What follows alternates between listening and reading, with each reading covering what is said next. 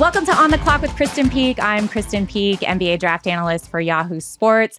We'll be coming to you each week between the NBA draft lottery and the NBA draft itself with everything you need to know about this year's upcoming class. Today, we're joined by one of my favorite people that I ever see in the gym, Adam Finkelstein. He's the director of scouting at 24/7 Sports and a college basketball insider at CBS. Adam, I know I said this last week, but I say it every time I have somebody who's like in the basketball business. I can't believe we're both home, one. And two, thank you so much for making the time. I know we're both super busy right now. No, happy to do it. I'm always here. Always happy to hear your overly optimistic takes and then balance it out with some pessimism. So let's do this. So last year, Adam was on the pod and, he always says like that. You just said, I'm always very optimistic. You see me in the gym. I tend to have more positive things to say about players than you do. So like I have like the sweet take. Yes. You are like the salty take. And I love that. I love always bouncing different names off of you and having that discussion. But today, I'm sure I like to say this draft class is half glass full. Last week we had Rob Cassidy from Rivals.com. Last week, Rob said, let's call it what it is. This draft class is weak. It's not good. We're seeing it take shape a little bit more with the NBA withdrawal deadline happening Wednesday night at 11:59 Eastern. What were the biggest surprises for you from seeing who's staying in and who's returning? I was surprised that Hunter Salas went back to Wake. When he opted out of playing at the NBA Draft Combine, I really thought that was an indication that he wasn't, he was looking to protect his stock, not really gauge where it was. So that was a big one for me. I think Alex Caravan certainly was as important of a decision as there was in terms of the impact it'll have on college basketball next year, going back to the two-time defending champions, UConn. And then I think that Christie, there is Cam Christie is someone who I honestly wasn't surprised. I don't want to say I knew it was happening the whole time, but there was a lot of buzz that he was trying to stay in this draft. I think there was a perception among many that maybe he had a robust NIL market. Maybe his stock could have really jumped up a year from now. I think all of that is true, but given the way his older brother Max handled the process and how it's worked out for him, really, and some of the momentum and just kind of behind the scenes buzz that I heard about Cam at the Combine, I'm not surprised he stayed in, but he was certainly one of the more polarizing decisions. Okay, Cam Christie, I want to get into a little bit later, but UConn reloading, they have to be, I feel like UConn and probably Wake Forest have to be two of the big, and Alabama. We didn't even talk about Alabama with Jaren Stevenson and also Mark Sears coming back. So UConn and Alabama have to be the biggest winners from the withdrawal deadline. Are those two teams, both UConn and Alabama, are they favored, do you think, next year to make a Final Four run because of what they have returning? I think given what UConn has done the last 2 years, they're going to be favored until somebody proves otherwise. But listen, they're losing a lot. Caravan going back means they have one starter going back. Now they retained the vast majority of their second unit, but a lot of times they only played 6 or 7 guys in that Final Four run. So they made some huge additions, obviously getting Liam McNeely, top 10 prospect in the class, to commit late, getting Terrace Reed out of the transfer portal, getting Aiden Mahaney out of the transfer portal. But this is, I think people are just taking for granted that oh yeah, of course they're gonna go back to the Final Four. They're gonna contend for a repeat. That's a lot harder than it is to just say. And it's for good reason that we are giving them the benefit of the doubt, because Danny Hurley and his staff have just been coaching wizards, quite frankly, over the last 2 years. I mean, what they've been able to do, I just like to say they're playing chess when everybody else is playing checkers. And the best example I will give you of that, just quick side point here, is how many college basketball games have you and I watched, KP? And usually when your team is in a big moment, the best coaches, they put their best players in positions to make a play. That's good coaching. You know who your best player is, you get him the ball in his spots, and you try and manipulate the defense to give him the best opportunity to make a play. Well, Dan Hurley doesn't do that. he just figures out what the defense is doing. He figures out their actions, and they run something to get a layup. And I mean like a layup. And it happened time and time again down this national championship stretch. It happened in the national championship game itself on more than one occasion. And so it's just why I say, like, they're playing chess and everybody else is playing checkers. So yeah, they're going to be favored until somebody proves otherwise. This is completely off topic, but we look at Cooper Flagg next year and he's going to Duke, but the other school in the running was UConn. One of his best friends, Liam McNeely, his teammate from Mount Verde, obviously committed there. Do you think there's going to be any sort of like commitment, remorse, or regret when the season hits? Or do you think who knows he's a good what he's fit at thinking? Duke? Yeah, who knows what he's thinking behind the scenes? I mean, I thought it was interesting that Hurley basically put it out there of like, hey, we'll, like, kind of alluding to Duke, like, hey, we'll play anybody, anywhere, anytime. Like, we went to Kansas, like, we'll play Duke. I'm more interested to see if there's any legs for that matchup. I would suspect there's not. Duke already announced their schedule, but UConn was really, really close in that recruitment. In fact, I think it's fair to say they led at one point after their visit. Cooper Flagg's mom played with Donovan Klingen's mom at Maine. And they really did a good job of utilizing that storyline and tapping into the emotional connection of that. And obviously, I think there was a lot of belief in Hurley and in Luke Murray. But Duke, I mean, it's hard to beat Duke. You get the kid on campus for Midnight Madness or their version of it, and everybody's chanting his name. And so I don't know if there's going to be buyer's remorse. It probably is going to have a lot to do with how the season goes. If UConn gets back to the Final Four and Duke doesn't, then maybe at that point. But you don't hear too many people who go to Duke and then say, like, I had a bad year, especially who are as celebrated as somebody like Cooper is. But listen, UConn's just, I mean, it's not biased to say, like, UConn is just on another level right now. They are, fair to say, like, the most dominant program, I think, in the last, I don't know, would you say 5 years? Are they a blue blood now? Do you think UConn has earned I think all that, like, listen, here's what I know. They've won more national championships in the last, what is it, like 25 years than anyone or whatever. Like, the blue blood stuff, that's just talking head narrative, which I get I am at this point, but like their recent history of success is better than anyone's. So call them what you want. Like, here, I live in Connecticut and everything's like the basketball capital, the college basketball capital of America. So, like, everybody's going to have their narratives, but they've been better than anybody over an extended period of time. What that equates to, blue blood or whatever, new blood, who cares? They've just been better than anyone, and especially in the last 2 years. Alex Caravan returning, probably the biggest name. I talked to a few teams yesterday and they were happy about it. I mean, he was one of the best shooters on the court. He played very well in the 5-on-5. We were there. We saw it. He won the 3-point star shooting drill. I think he is, a first round favor for next year.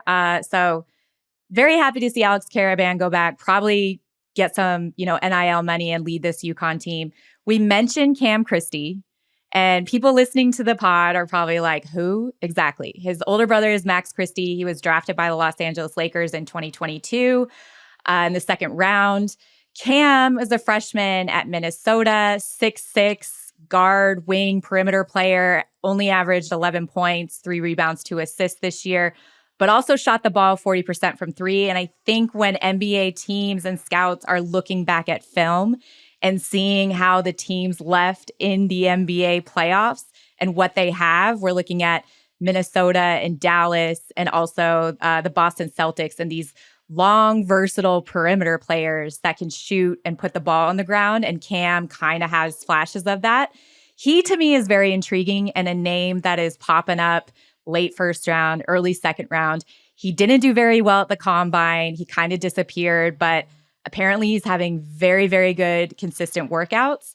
And so I'm not that surprised that he's staying in the draft. But also, this happens every year, Fink. Like, what is it about this kid, do you think, that translates to the NBA game? And do you think, like you said, like, I'm not surprised that he's staying in the draft. Do you think he already has a promise? So I think the goal has been to secure a promise for quite some time. And even in the weeks leading up to the combine, that was the narrative. I mean, when you talk to people around this situation, you'd hear like, yeah, they're trying to get him a promise. They're trying to get him a promise. And that was the talking point about it. I think even at the combine itself, talking to the NBA scouts, people were really intrigued with him. And that's what's really interesting to me about Cam Christie is the disconnect between kind of the NBA people and then some of the college basketball people. I had one prominent Big Ten coach call me and was like, can you explain this to me? Like, we didn't have any problems guarding this guy. We shut him down. Now you're telling me he's a first round pick. And it's really about the disconnect between what he is right now in a college game versus what he could be down the road in an NBA game, because those two games are very different.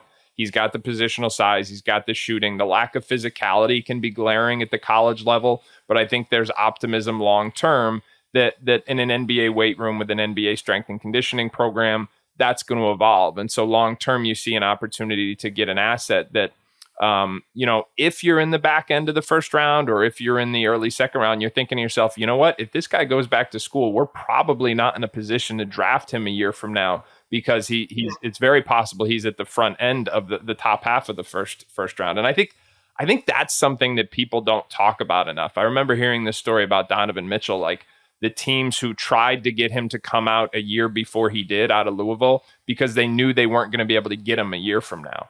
And so they recognized it for an NBA scout. They don't care. Like, the decision-making process isn't, is this guy NBA ready? It's, hey, maybe we can get him now when we won't be able to a year from now. That was definitely the context around the Donovan Mitchell discussion. Of course, he decided to go back to Louisville, ended up being drafted. I think it was late lottery. And I'm not saying Cam Christie would have followed that exact path, but I do think there are teams, whether they're in the late first round or early second, who are very happy to see him stay in here because they see him as a long-term stock and not a guy who's going to come in and be able to immediately impact an NBA game. Funny story about Donovan Mitchell. The year he was drafted, Markelle Fultz was the number 1 pick.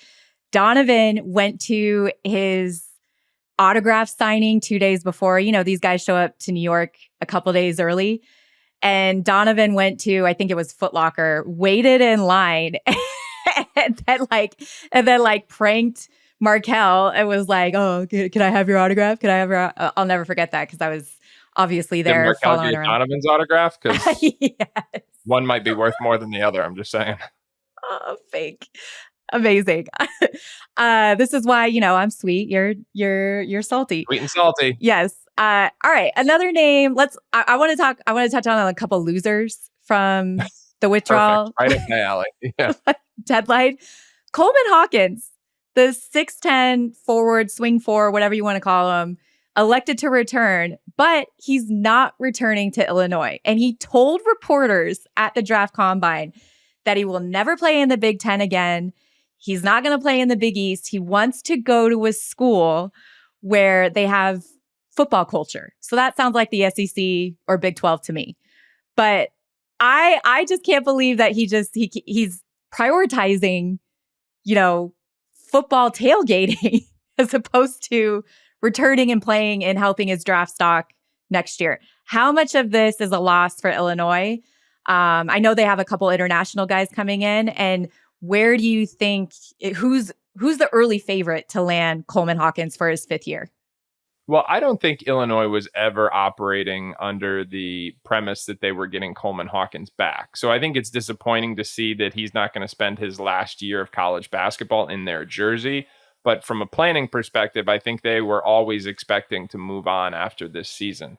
As for Coleman Hawkins and some of his sound bites, it's like, come on, man. And we saw this at the combine, you more than me, because these kids are especially open with you. But it's like, really? Is that really what you want to say? I sometimes, when I talk to kids in high school, I will sometimes say to them, I'll be like, "Are you sure you want to say that?" Like, because they're kids. Now, by the time you get to the combine, like, come on, you gotta do a little bit better than that. Like, I want to go to the football game. Now, listen, I suspect what he might be saying is, or alluding to, is the fact that the NIL payday could be higher at schools that have a big football commitment. Obviously, I think there's a correlation there.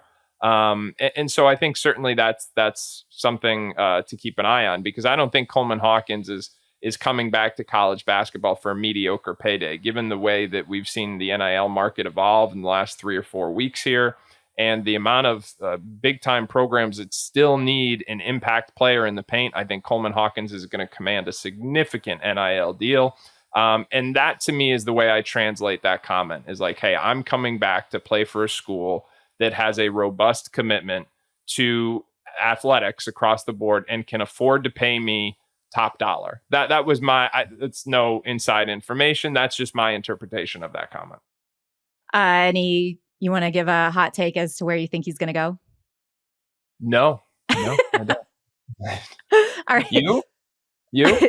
I have no idea. Like I haven't been following the Coleman Hawkins portal trade. I mean, I'll make a couple calls. You and I both will. We'll call some coaches. We'll figure it out. But at this moment, no. The day after the deadline, no.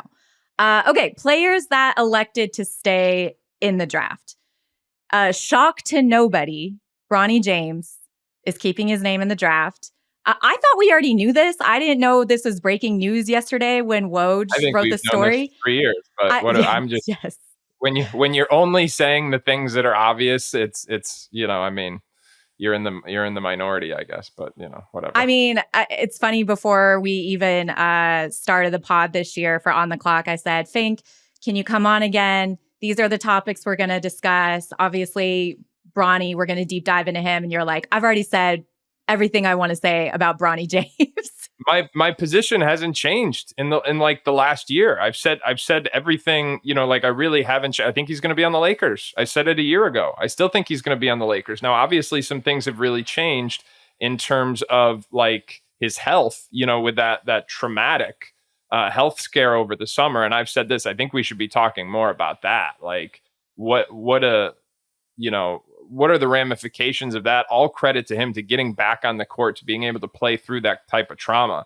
But in terms of his basketball destination, like, listen, LeBron James, when he says things repeatedly, it's usually for a reason. And he said repeatedly that he wanted to play with his son. He said it repeatedly. Then he said that Bronny could help them right now. Now, granted, the goalpost has moved a little bit with some of the public comments in the last weeks and months. But this is arguably the most influential player in NBA history when it comes to dictating front office maneuvers. And when he tells you time and time again that he wants to play with his son, and by the way, he can be a free agent this year, so in case he didn't have enough leverage already, he's got even more. Oh, and by the way, he's like the Tom Brady of basketball and just doesn't age. So he's far from on his last leg. And now it looks like he's going to command another multi-million-dollar deal and still be one of the best players in the NBA. So, like, if you're the Lakers, why wouldn't you? Like, okay, we'll throw in think about how common it is for late second round picks to be thrown into transactions. You're telling me they're not going to take Bronny when that's what LeBron wants? I don't understand, and I have never understood, like, why this is a mystery. Like, LeBron has said it time and time again. And you can probably elaborate on this better than I can, but everything in the last couple of weeks has only supported that conclusion. He doesn't want a two-way, okay? He's not going to sign a two-way, guaranteed money only. Like, okay, so that's going to deter anybody else from taking him. There's 10 teams that want to work him out, but he's only working out for 2, the Lakers and the Suns. So nobody else has a chance to see him. Like, he's going to be on the Lakers. Yes, I don't really have anything new to say because that's what I've been saying for the last year. Listen, this isn't rocket science, people. Connect the dots. LeBron James and Bronny James are both going to be in Laker yellow next year. It just depends. Coached by JJ Redick. It just depends on where he's going to get drafted. I don't think he's going to be there at 55. I think teams are too smart to allow that to happen for him just to fall, really? Especially. Yes, I think there's going to be teams that are going to call Rich Paul and they're going to say, look, I know Bronny didn't come in. We're going to take him at 32. We're going to take him at 40. You know what I mean? Here's what I think will happen in that situation. And this is interesting because I think what will then happen is they will be told, don't do that. Just like Austin Reeves. How did Austin Reeves get with the Lakers in the first place? Somebody was going to take him in the second round. He said, please don't take me. That happens in the draft, especially in the second round.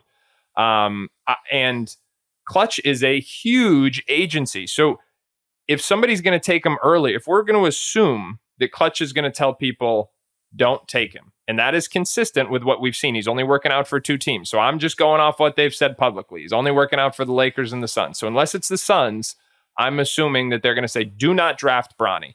We're then going to assume that they're going to say, no, Rich Paul, no Clutch. You don't have enough juice. I'm going to do it anyway. Like, I don't think that's worth it. I just don't think the risk reward ratio makes sense for an NBA team at that point. But that's just me. I mean, you make a very good point. We still have an entire month to talk about Bronny. So thank you for giving your 2 cents on him. You and I think I think back to the first time I ever saw Bronny play. It was his 8th grade going into 9th grade year. Like, this isn't just nothing new that we've seen. You and I have been in the gym with him for the last 5 years. We've seen him grow as a player. We've seen how, I think, well he's conducted himself going through this entire process. And you cannot take that away from him. And the fact that at every single crossroad, he's definitely performed under pressure. At McDonald's All-American, he was 5 for 8 from 3 when everyone said he's only there because of who his dad is. At Hoop Summit, he had the game-winning block to beat Team World.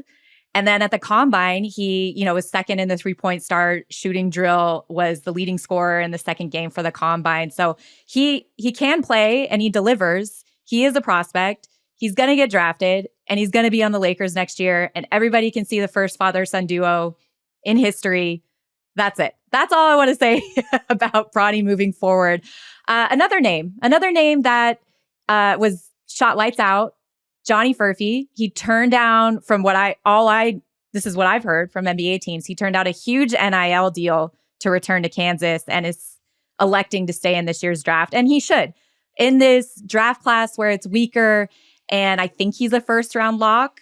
He's far from a polished he's far from a polished product, but there's a lot of upside to him. Were you surprised at all that he decided to stay in? No, I wasn't. I mean, I think behind the scenes there was some momentum and certainly some efforts to keep him in Lawrence, especially when they've got wings coming in. But again, depth looks like it could be an issue in Lawrence next year. So I think there was a significant push to try and keep him. But I mean, this is a guy who a year ago, and very literally a year ago, he was expecting to go back to NBA Academy and put himself basically do his senior year of high school over again and not even come into college until September of 2024. So he was going to be, he wasn't even going to be in college this year. So he made that late commitment after playing in the summer with NBA Academy. And then he started the season on the bench. Then he jumped in mid-year. And there's still some holes in his game. Like, I don't know that he's ready to impact the game defensively at an NBA level. But I really believe in late bloomers. And when you see someone who has improved as much as he has over the course of the last 16 months. I mean, KP, I'm telling you, I saw this guy live in January of 2023, and he was being talked about as a mid-major recruit. That's 17 months ago. And right now, he's very likely a first-round pick. So that to me is just, I put a lot of emphasis on kind of the arc of how they're going and the rate which they're improving. And he's improving at a rapid rate. And I get that he's a defensive liability right now, but the size, the shooting, the rate of improvement, like, I like Johnny Furphy more than most. Not as someone who's going to come in and make an impact next year, but as someone 5 years from now, you look back and you'll say, wow, they got him at 27. That was a good pick.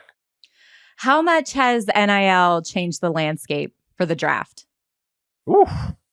I mean, significantly. Right? I mean, that's even an understatement. I think that there was once a time where there were players who declared for the draft knowing that they weren't ready because they just had to. They had to be able to earn money, to put, to help their families. It wasn't just about them, whether they had, parents, siblings, kids, whatever the case may be. I'm not going to say names, but I know that has been a talking point even in recent drafts. And the NIL market right now is so significant. It's hard to verify what these numbers are, whether they have contracts or not. Like, I think this Florida case is going to be very interesting and going to be an important precedent in terms of locking in these numbers. That's, of course, on the football side, but it's going to have ramifications in basketball. But the bottom line is that right now, these players who are on the bubble, if they view themselves as probable second round picks, the likely two-way deals, that a two-way deal is a non-guaranteed, which is the part nobody talks about, just over $500,000.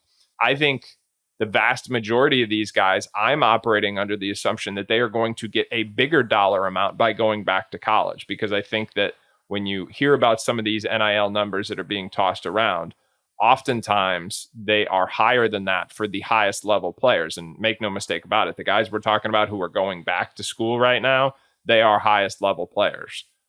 So I think it's changed it dramatically. I think you would see 5 to 10 more players stay in this draft if it weren't for NIL that have now gone back to college. So I think it's a good thing because it helps college basketball. I think ultimately it helps these kids too, because they are in situations where they can stay and develop and not have to rush to the NBA. Because another thing that people don't talk about, KP, and you know this better than anyone, like, some of these G League teams are a mess. Like, you don't want to go hang out in these G League teams where you don't have the daily support that maybe you have in a college program. And I mean, like, away from the basketball, like learning how to be, a mature adult 24 hours a day. I mean, that's part of the process that I think is the NBA is still, and certainly it varies by franchise, still trying to figure out in a lot of these G League situations. So, I think a lot of these kids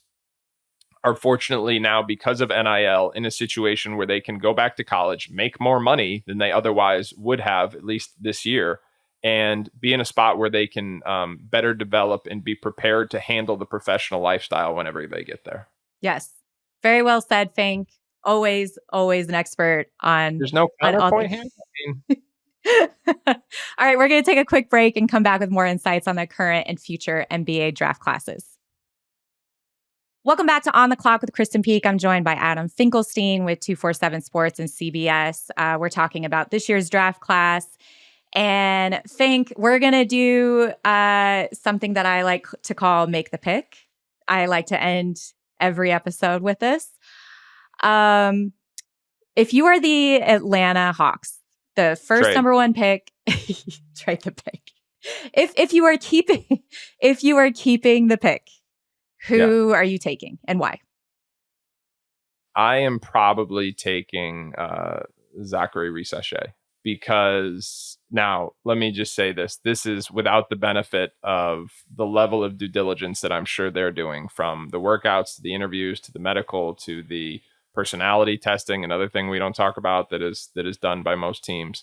I am skeptical of Alex Sarr. I've talked about, and I don't mean to be critical, but just as a number one pick, when you're talking about a 7-footer who doesn't stretch the floor yet, who's not an extreme vertical athlete, at least among bodies right now. I mean, his upside is based on the defensive versatility, and certainly that is significant. But like, he doesn't shoot, not necessarily a vertical spacer right now, not necessarily a great rebounder, and he's kind of this narrow built 5-man. Like, I still think he's got an upside. I don't mean to just highlight the negatives, although that is my way. But like, I struggle with that at number one. Conversely, you've got Rissache, who's got this wing size, this shooting, who's starting to show some flashes of more dynamic athleticism. So I would probably go Rissache. But again, that is, I think this is close enough where you've really got to dig into the minutia if you're these teams, and using all the resources that are at your disposal. And again, medical, personality testing, all that stuff that we can't really talk about as the media, but I think can sometimes be very important. Who are you taking? I don't know. I like, we don't have to make the pick. I wrote on Sarr yesterday. I went back and watched a lot of his film. Obviously, I went to Australia. I saw him play the best team in the NBL, the Melbourne United. Obviously, you went to Australia? Obviously, I went to Australia. KP goes everywhere. Well, anytime somebody gives me an excuse to go to Australia, okay, twist my arm. I lived there for 2 years. I want to go back and see my mates and and watch some basketball. But this, I don't know.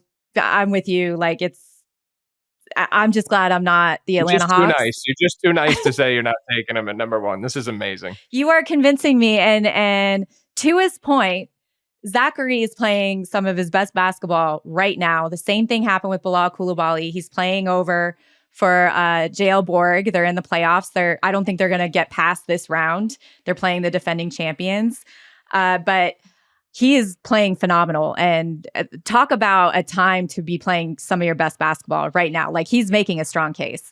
I go back and forth every day. But the next team I want to ask you about, Spurs have 2 lottery picks, 4 and 8. They obviously need some playmakers to get Wemby more touches, the more ball. What do you think they do at 4 or 8? So I think they need shooting. That to me is a priority. So I think both of the Kentucky guards are in play, not necessarily together, but like, does Reed Shepherd become someone who you like the defensive playmaking? You love the culture part of it. You like the shooting splits from last year. Don't look at his shooting numbers from high school because they're vastly different. And then if you don't take, if you take somebody else at 4, does someone like, and let's assume Reed is off the board at 8. I know that's an assumption and far from a guarantee, but is Dillingham in play at 8?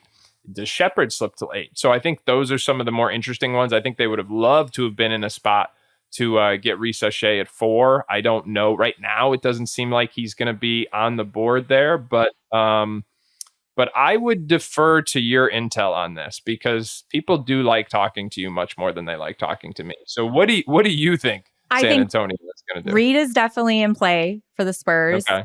I also think Tijan Salon, who is another French wing at 8, is in play. He, too, ended the season playing some of his best basketball. They share the same agent.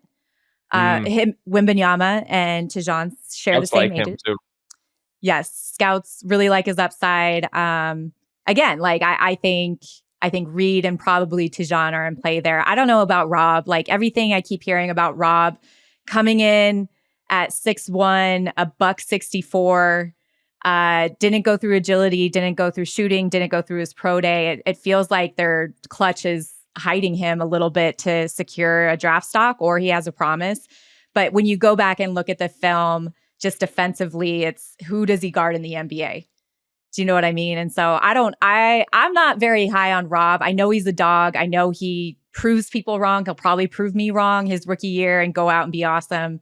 But there's something going on there. The fact that he, as a competitor and has never had an injury before in his life, is kind of hiding a little bit. The last team I want to ask you about, Sam Presti, the GM for Oklahoma City Thunder, he addressed the media for 30 minutes. He talked about how he loves this draft class, and he made reference to there's always going to be guys. They just have to find them. And so what he loves most about his job, and to his credit, he totally backs us up, is he likes scouting. He likes being in the gym. I don't know any other GM that is at more high school events than Sam Presti. They have the 12th pick. Jalen Williams, who they took in the lottery a couple of years ago, his little brother, Cody Williams, who played 1 year at Colorado, might be there at 12. This is the same guy that drafted 2 Jalen Williams in the same draft. I mean, like, and he is just one of those guys for his team. You get 2 playmakers in Josh Giddey and Shai Gilgeous-Alexander. You get a unicorn center like Chet, and then you just get 6'7" plus defensive machines and playmakers on the wings to kind of keep everyone guessing. Do you think Sam Presti will draft Cody Williams if he's there at 12? I think it's very possible. I think they're going to have. I'm going to twist the question just a little bit, if you don't mind. I think it'll be very glaring if he's available and they don't, because we know that they are going to have better intel than anyone. And so if they don't take him, it would be pretty telling to me. Cody's one of the more high risk, high reward prospects in this class. We've talked a lot throughout high school, even this year at Colorado. Like, the potential has always exceeded the production. Now, there were extenuating circumstances. He had some nagging injuries. He had to play with the mask this year, but there were times, especially in the NCAA tournament, where you just didn't know he was on the floor. But the narrative about Cody has always been he's farther along than Jalen is at the same stage. And at some point, like, I also wonder if it would be detrimental for Cody's development to be next to Big Brother, who's on his way to being a perennial all-star and constantly compared to him. I know that's been a thing in the NBA, like the Mobleys play together and stuff like that. But so I think it's very possible. But again, I think it's going to be telling because OKC is going to have great intel. And there is a part of me that thinks that Cody might be better off just in his own place, able to create his own identity. See, you say that, but then when you talk to Cody himself, he wants to play with his brother. He said they grew up and it was always his brother Jalen was always older, too much older than him for them to play on the same team. So Jalen just said, oh, well, I guess we're both just going to have to make the NBA and we can hopefully play together. And it's so funny because Cody said to me, he's like, yeah, and my brother made the NBA and now I'm a year removed from possibly making the NBA. And, it's not that hard. And I'm like, you can't say that. Like, no, it's pretty hard. Yes, it's very hard. You guys are both just very good at basketball. Thank you for Adam for sharing his insights. You can follow him on Twitter at Adam Finkelstein. Follow me on Twitter too at Krysten Peek. Thanks to Brett and Joe behind the scenes for making everything happen. Jake Fisher and Dan Devine will be back Friday morning on this feed with a new episode of No Cap Room. Until next week, we are out. Thanks for listening.